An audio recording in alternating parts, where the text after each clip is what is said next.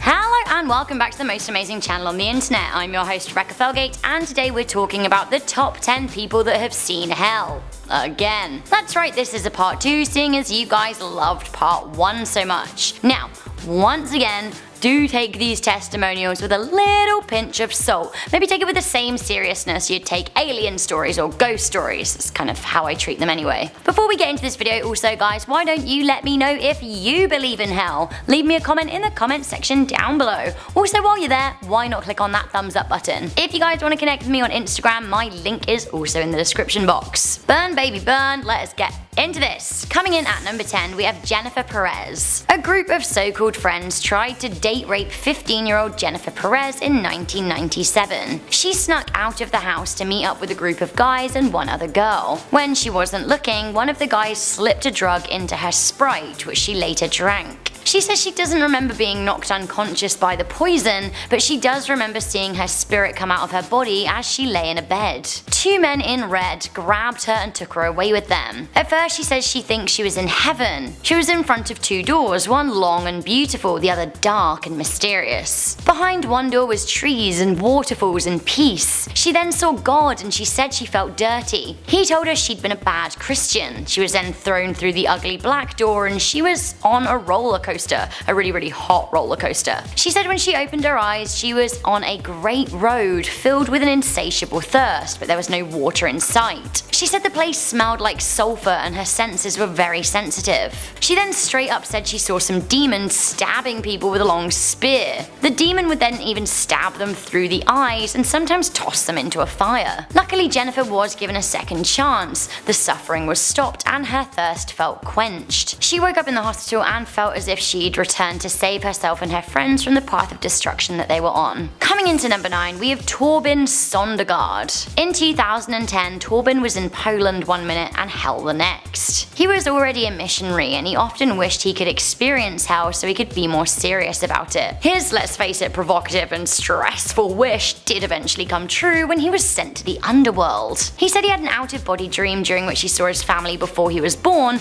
then he was thrust into the sky. He said from the air he could see evil on earth, children teasing one another. He said he was then sucked down into the earth, and I quote, "Then I was in hell, but I couldn't feel or smell anything. I saw things without any feelings at all. I found myself in a long narrow river of fire which looked like fuming lava." He says he saw Adam from the Bible trying to swim in the thick fiery river, and he kept constantly trying to keep his head out of the lava, but he failed. On his blog, good old Torben said that the only salvation is Jesus. Of course it is. Coming into number 8, we have Dr. George Ritchie. It all went down with George Ritchie in 1943. Amid the Second World War, 20-year-old Ritchie died of pneumonia in Richmond, Virginia. Only he woke up in his hospital bed to see that things were missing and that someone else was in his bed. He didn't realize that actually it was him. He made his way out of the hospital into town by running faster than a car. He came across a red decrepit cafe with a PBR sign and found he was floating above it. Ritchie tried to talk to the townsfolk, but none of them could hear him. In the bar he was able to see lost souls desperately grabbing for drinks but unable to consume them. Other souls were desperate to smoke or eat but just couldn't. He then found himself in a huge open space watching people fight.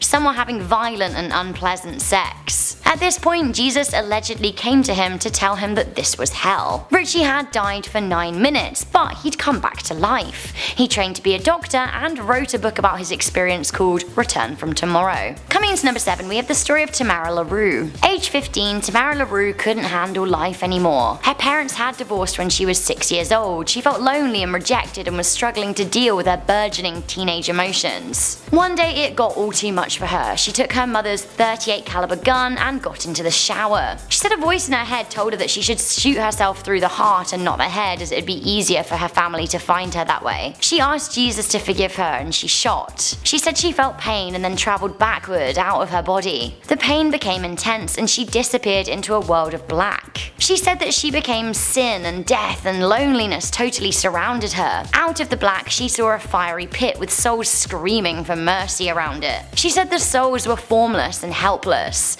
Everyone was totally isolated. She also caught a glimpse of a dragon creature with multiple heads. She said he stood more fierce than anything she'd ever seen on Earth. She then said that she was plucked out of hell and she saw a vision of God. She said the bullet missed her heart by a quarter inch and she was given a second chance at life. Let's swoop in and out real quick with Philip Mantofa's story at number 6. Philip is now a Christian pastor living and preaching in Malaysia. He said that God sent him to hell in the year 2000 so he could see what happens to people who die outside of Jesus. In his trip, he saw Hades' place of torture. Through a gate, he saw not one, but many devils chanting. A woman was tied to a gate on the outskirts of hell, and he learned that the longer a person was there, the deeper into the belly of hell they went. Apparently this lady was an adulterer, and her face was pulverized by a demon. He said he saw skeletons draped in melted flesh. He also saw worms coming out of other bodies. Apparently there was some cannibalization going on as well, which is not ideal. These days, Philip preaches to big audiences about what he saw. He says that when he talks about hell, he still experiences nausea, headaches, and sore muscles. Coming into number 5, we have Jose Maniyangat. In 1985, when 36-year-old Jose was on his way to celebrate a feast in Kerala, India, he had no idea he was about to see hell. He was riding his motorbike and was involved in a head-on accident with a man driving a jeep. He was rushed to hospital, but he says he died on the way and saw his body being carried into the building by medics. He said he met a guardian angel who said he was going to take him to heaven, but at first he wanted to show him hell. This is what Jose had to say in his supposed first-hand account. "I saw Satan and the devils, an unquenchable fire of about 2000 Fahrenheit degrees,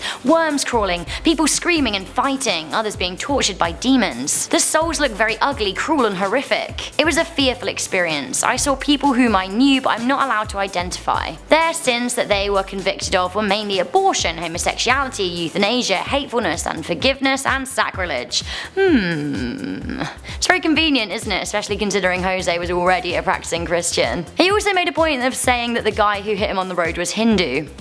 Anyway, Jose also says he saw purgatory and heaven. Allegedly, he came back to life even though he had been declared dead. Despite breaking his legs and being told he would never walk again, he said that Jesus healed him. Good on you, Jesus. Coming into number 4, we have Bill Wise's story. Like Jose, Bill was already a devout Christian prior to his trip to hell. It seems that God, Jesus, Jehovah, whomever, really enjoys showing his favourite people, hell just for kind of like lols or for book material. Bill was supposedly laying in bed with his wife in November 1998 when at exactly 3 AM he found himself in hell. Nightmare. Literally. He said that he was trapped in a 15 by 10 feet cell with 2 giants who looked like half human, half reptiles. More demonic creatures joined him and soon he was surrounded by 4 foul-smelling giants. He was then savaged by the creatures who tore him apart piece by piece. Bill was transported into his bed again by God and noted that he had been gone exactly 23 minutes. He says that God placed him there to be a messenger. He then wrote a book called, you guessed it, 23 Minutes in Hell.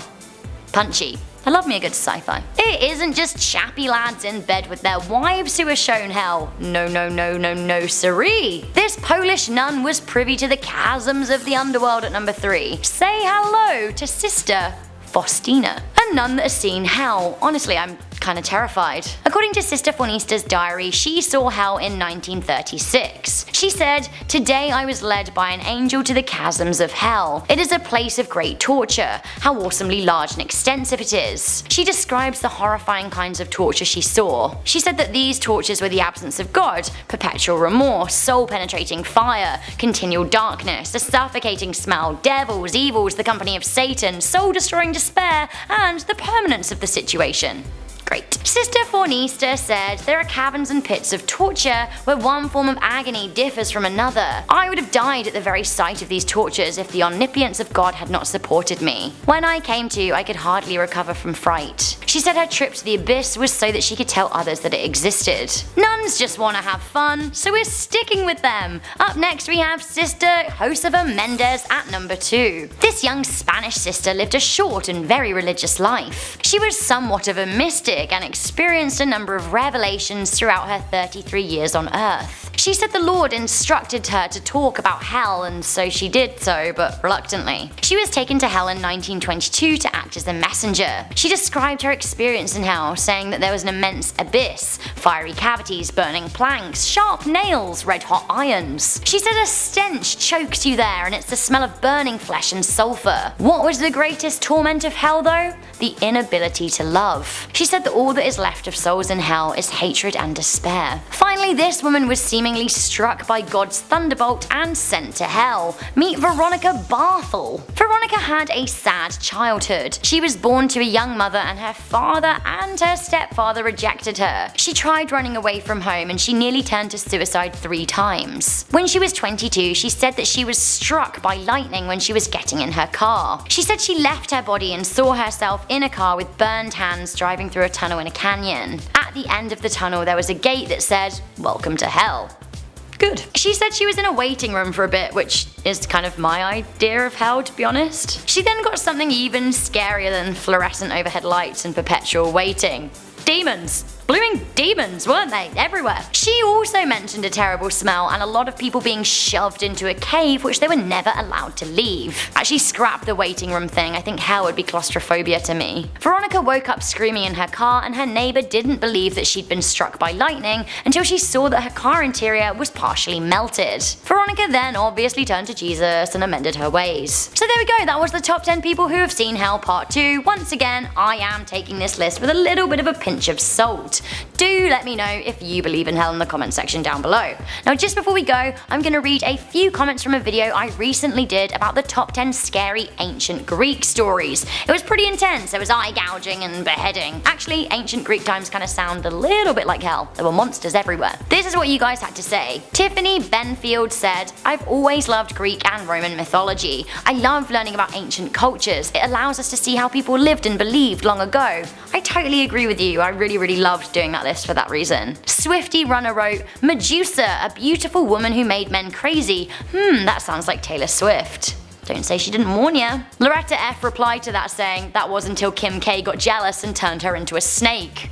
Right? The Fluffy Villain Fluffmaster wrote, "As a Hellenic, it is great to hear stories of Greek mythology. I love your videos, keep them up. And incest is like a Greek god thing. I mean, Zeus did marry and have children with his older sister." Yeah, I've gotta say, ancient Greece is pretty creepy. So guys, let me know what you think to this list. Also, do leave a thumbs up on this video and share it with a friend. Why not? I'm your host Veronika Felgate. If you want to connect with me on social media, my link is in the description box down below. Until next time, I'll see you guys. Have a lovely day, week, month. Bye!